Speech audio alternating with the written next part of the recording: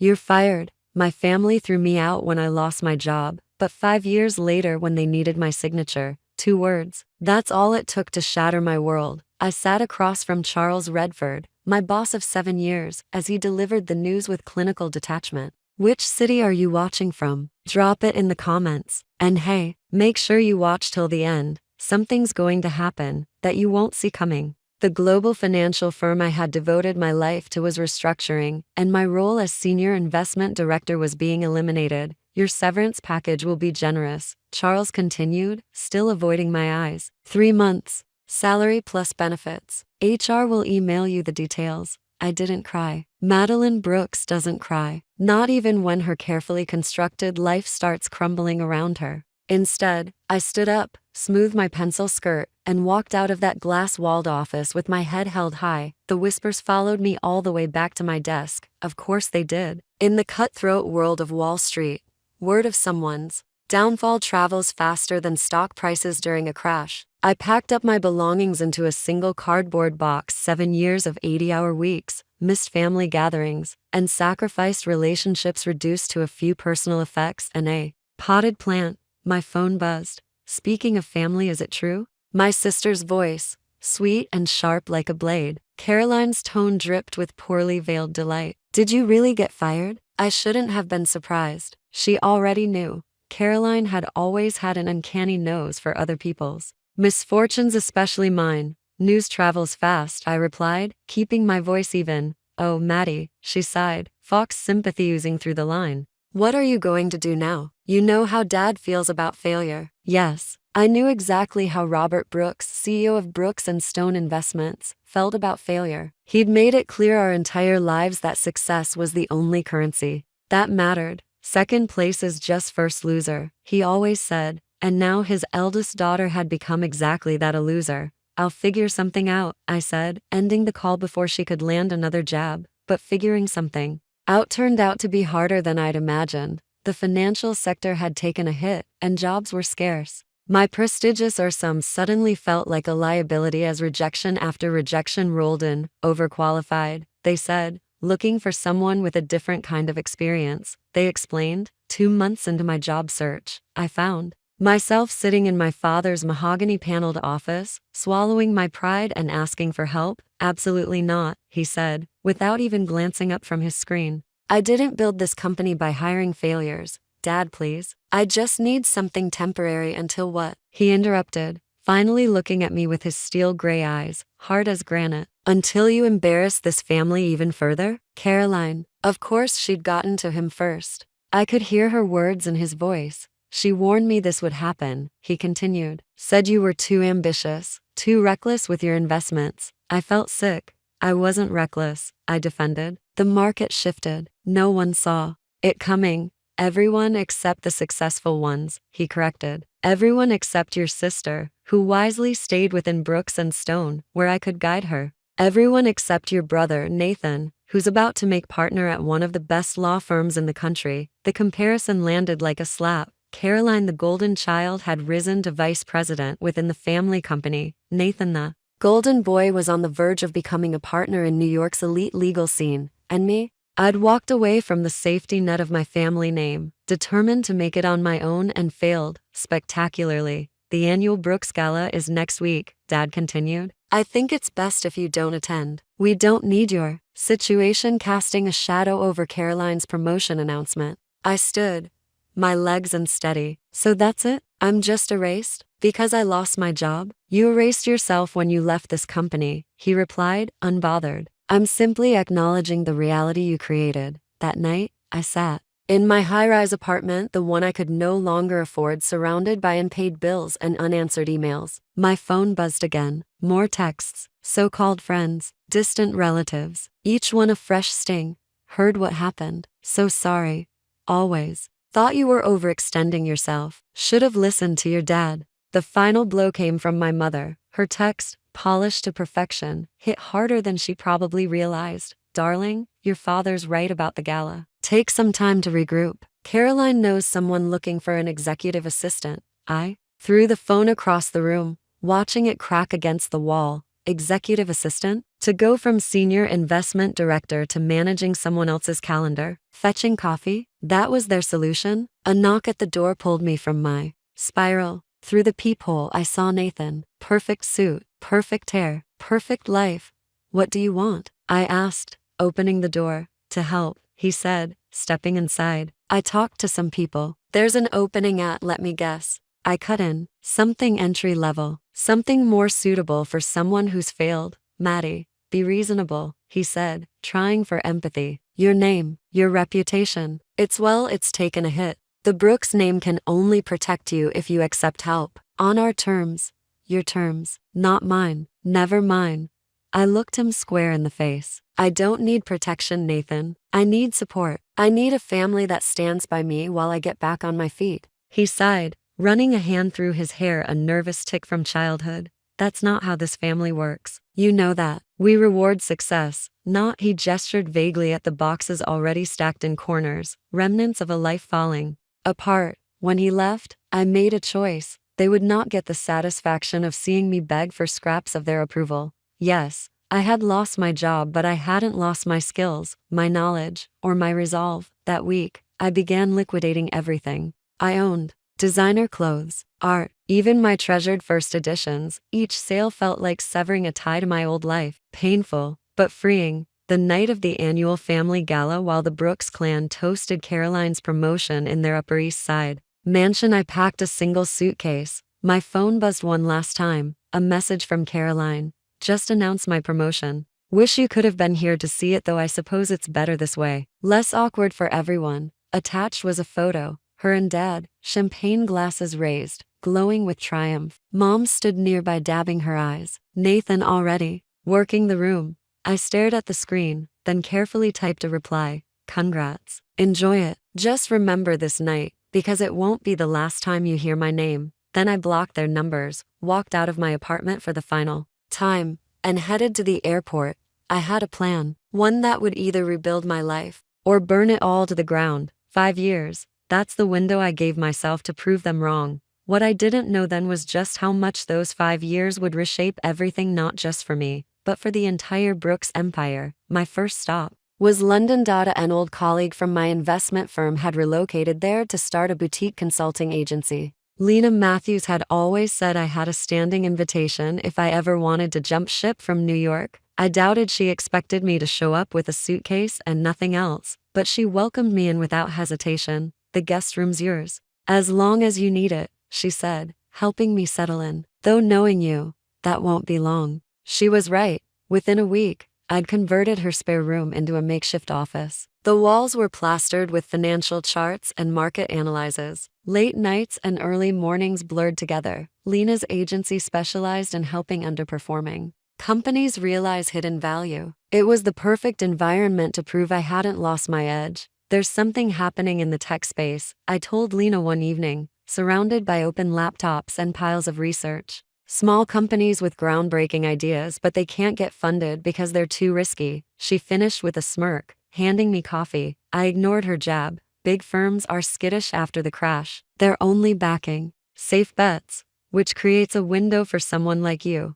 I looked at her, an idea solidifying in my mind. Someone exactly like me. In the months that followed, I worked harder than I ever had, harder than even at Brooks and Stone. By day, I assisted Lena with her consulting clients. By night, I built a database of small, overlooked tech companies with disruptive potential. I lived on caffeine and adrenaline. Sleep came only when my body gave up. Then came the breakthrough. A startup out of Manchester had developed an algorithm for predictive market analysis. Revolutionary. But no traditional investors would touch them. The founders were barely out of university. I saw something else. I saw myself. Talented, underestimated, shoved aside. I want to invest, I told Lena. She looked at me like I'd grown a second head. With what money? You sold everything you owned. Not everything. I reached for the one piece of jewelry I hadn't let go, a rare blue diamond necklace my grandmother had left me. This should be enough to buy a major stake in their company. Lena's eyes widened. Maddie, that necklace is your safety net. No, I said, already pulling up a list of London appraisers. It's my future. The necklace sold for £300,000. I invested every pound into that Manchester startup and took on the role of their lead advisor. 6 months later, their algorithm was the talk of the industry. Within a year, they were acquired by a top-tier tech giant for £15 million. My share, worth just over £3 million. But the money wasn't the most valuable part, it was the reputation I'd earned. Other struggling tech startups began reaching out. They wanted someone who understood both finance and innovation. So, I launched my own firm, Phoenix Capital, named after the bird that rises from ashes. Lena joined as my partner, bringing her network and operational expertise. We leased proper offices in London, hired a lean team of analysts, and got to work. Phoenix specialized in finding the kind of companies others ignored, ideas that needed nurturing, not just funding. 3 years after being cast out by my own family, I sat in my corner office, reviewing our latest acquisition. Phoenix had grown faster than I ever dared hope. Offices in London, Dubai, and Singapore. A portfolio valued at over $200 million. And we were just getting started. My phone rang.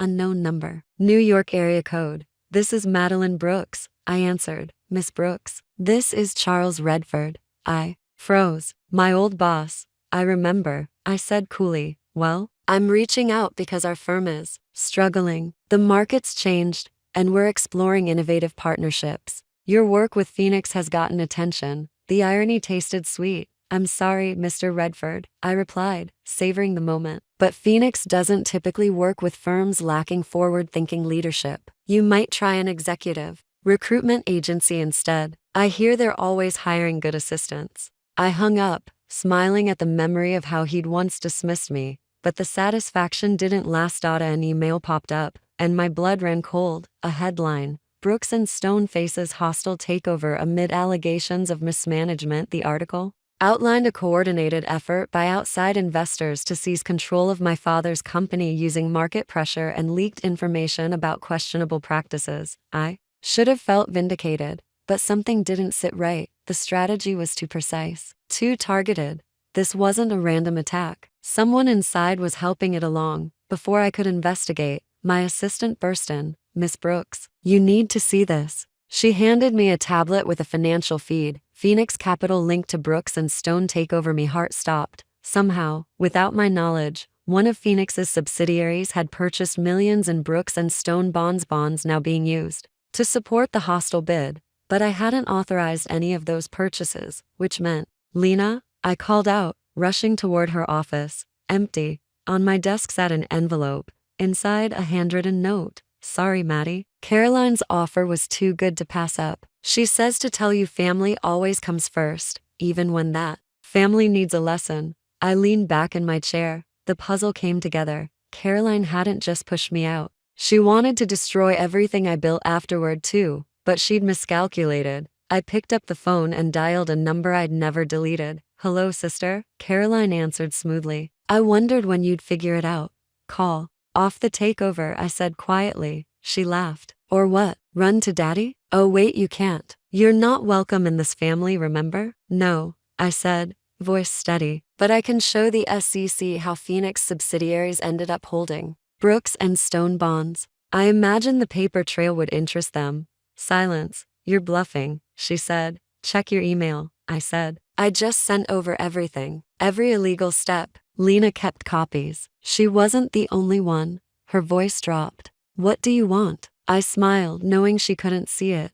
"What I've always wanted. A fair shot." She was quiet again. "And thanks to you," I added. "I'm about to get one." "What are you talking about?" "Check tomorrow's financial news," I said. "I think you'll find it illuminating." I hung up and pressed the intercom. "Janet," I said, "please prepare the boardroom. We'll have company tomorrow." "Company?" she asked. "My family," I replied. "It's time for a reunion." The morning of the board meeting dawned crisp and clear over London. I stood at my office window, watching the city stir to life. In just a few hours, my family would walk through those doors not as the powerful Brooks they imagined themselves to be, but as desperate people seeking my help. "Miss Brooks," Janet said, appearing in the doorway. "Your brother Nathan is here." Of course he was. Nathan had always been the diplomatic one, the fixer. They'd sent him ahead to test the waters. I found him pacing in the boardroom, his usual polished appearance slightly unraveled. He stopped, When he saw me, his expression unreadable. "Madeline," he said at last. "You look successful," I offered, settling into the head seat. "My seat, my company.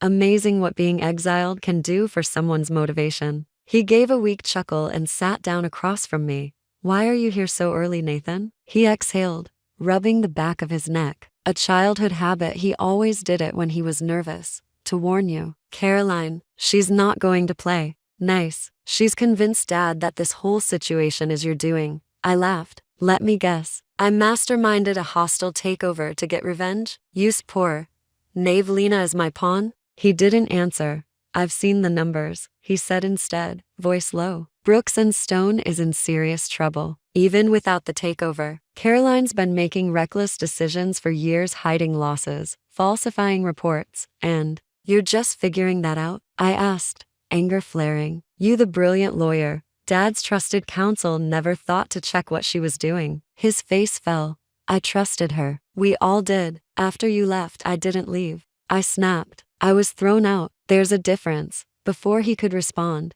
Janet reappeared. "They're here." The Brooks family arrived like a storm front. First, my father, still a towering figure even at 65, his silver hair impeccably groomed. Then Caroline, flawless as always, her expression ice cold. My mother followed silently, then the board members, all longtime family allies who had watched me grow up and watch me fall. "Well," Dad said, casting an approving eye around the sleek conference room. "You've done well."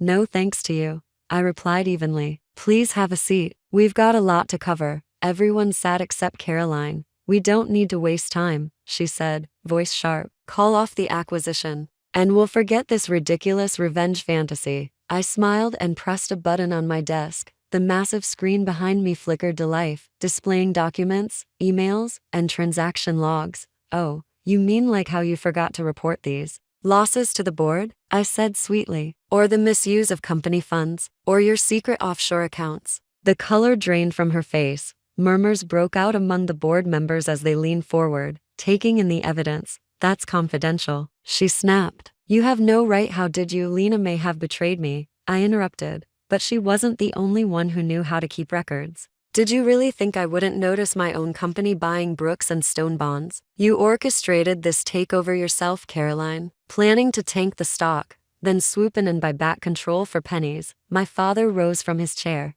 his voice low and thunderous. "What exactly are you implying?" "I'm not implying anything," I replied. "I'm stating facts." The screen behind me scrolled through a detailed breakdown of her financial schemes. "You used Phoenix to set up a paper trail that would implicate me. But in your arrogance, you left too many fingerprints behind." The room erupted. Board members raised voices. My mother clutched her pearls. Caroline tried to shout over them, but the evidence kept scrolling. "Enough," Dad finally boomed, silencing the chaos. He turned to Caroline, eyes blazing. "Is this true?" For the first time in her life, my sister was speechless. "Dad, I can explain." "No," said one board member, rising. "If even half of this is real, we need immediate action." "There's no need to involve the SEC," I said calmly. "If we handle this properly internally." Everyone turned to look at me. "What are you suggesting?" my father asked, his voice wary. I stood and walked slowly around the table, letting the silence work in my favor. "Phoenix will acquire a controlling stake in Brooks and Stone. We'll restructure the company, replace management, clean house." I paused at Caroline's chair. "Effective immediately." "Caroline resigns. No severance. No golden parachute." "You can't do this," she whispered, fury creeping into her voice. "Actually, I can," I replied. "And unlike you, I'll do it by the book." My father sat heavily in his chair. For once, he didn't look like the untouchable patriarch of our family empire. He looked tired. "You're taking over my company," he said. "After all these years." "No, Dad," I said quietly. "I'm saving it." I returned to my seat. "You have 1 hour. Accept the offer, or I release the documents and the Brooks name becomes synonymous with scandal and corruption." I stood and left them to deliberate. The longest hour of my life ticked by in slow motion. I paced in my office, barely noticing the view from the window. Nathan came in quietly. "For what it's worth," he said, "I'm sorry. For 5 years ago. For not standing up for you. For not seeing what Caroline was really doing." I nodded. but said nothing. Some wounds don't respond to apologies. Finally, my father entered. The air between us was heavy. The board has approved your proposal, he said stiffly. Caroline has stepped down publicly. The announcement will go out tomorrow. I turned to look at him, and this time, he didn't avoid my gaze. For the first time in a very long time, I saw something new in his eyes. Respect. I was wrong about you, he said quietly. About everything. Yes, I said simply. You were. He moved to leave, then paused at the door. That night, at the gala, when we celebrated Caroline's promotion, you said we'd hear your name again. I said nothing. I didn't believe you then, he said. I couldn't picture it. You, building this. He gestured to the office, the view, the company I had created from the ruins of my old life. But you did. You proved me wrong, spectacularly. After he left, I sat in silence, the weight of everything pressing down all at once. I had done it. I had won, but victory didn't feel the way I thought it would. A soft knock broke my thoughts. My mother stood in the doorway, looking uncertain. The caterers want to know about Sunday dinner, she said. I blinked, confused. What? We've missed a lot of them, she said quietly. I thought, if you're not too busy. I studied her. She had aged in those 5 years. Her poise had cracks. Her voice trembled. How much had she known? How much had she worried? I'll have to check my calendar, I said finally. But maybe. She nodded. That was all I could give her right now. Change wouldn't happen overnight. Trust, once shattered, took time to rebuild. 1 month later, I sat in what had once been my father's corner office at Brooks and Stone. The view of Manhattan hadn't changed, but everything else had. Caroline had quietly disappeared to the Cayman Islands, living off whatever assets she'd managed to hide. Nathan had returned to his law practice, but now he called often. Rebuilding our relationship slowly, conversation by conversation. My father had stepped down officially, assuming an advisory role. We met weekly now, not just to talk business, but to slowly, cautiously learn how to speak as father and daughter. Again. It wasn't forgiveness. Not yet, but it was something. Phoenix Capital continued to grow, our handling of the Brooks crisis only strengthening our reputation. Lena's betrayal had cut deep, but it taught me everything I needed to know about protecting what I'd built, about trust, boundaries, and foresight. Janet, my ever-reliable assistant from London, entered my office with a stack of papers and that morning's financial publications. The Times just ran a piece on the turnaround, she said, placing it on my desk. They're calling you the silent force behind the revival. I skimmed the front page, letting the words wash over me. But it wasn't the headline that caught my attention. It was the small cream envelope resting on top. I opened it slowly. Inside was an invitation to the annual Brooks Family Gala, now rescheduled and revamped under the new leadership. At the bottom, a short handwritten note from my father. This time, you're not just invited. You're the guest of honor. I sat there a moment, letting it sink in. 5 years ago, I had walked away from this family with nothing but a suitcase and a promise. I'd promised they would hear my name again. I had kept that promise, not with vengeance, but with vision. I picked up my phone and dialed. Hi, Mom, I said when she answered. About Sunday dinner. I'll be there. Because sometimes, I'd come to learn, success isn't just about proving others wrong. Sometimes, it's about being strong enough to let them admit they were, and wise enough to know when to build bridges instead of burning them. I looked out at the city skyline and thought of the woman I used to be, the one who left New York angry, wounded and full of fire. She'd wanted justice, revenge, redemption, but what she found was something better, resilience, not just for herself, but for her entire family. The Brooks legacy would continue, but on new terms, with new leadership and a renewed purpose. The empire hadn't crumbled, it had evolved. And me? I was no longer the daughter they pitied, no longer the sister they cast out, no longer the woman they doubted. I was Madeline Brooks, CEO of Phoenix Capital and Brooks and Stone, the woman who lost everything and built something stronger from the ashes. The prodigal daughter had returned, not to beg for a seat at the table, but to rebuild the entire house, and this time, she was the one at the head of it.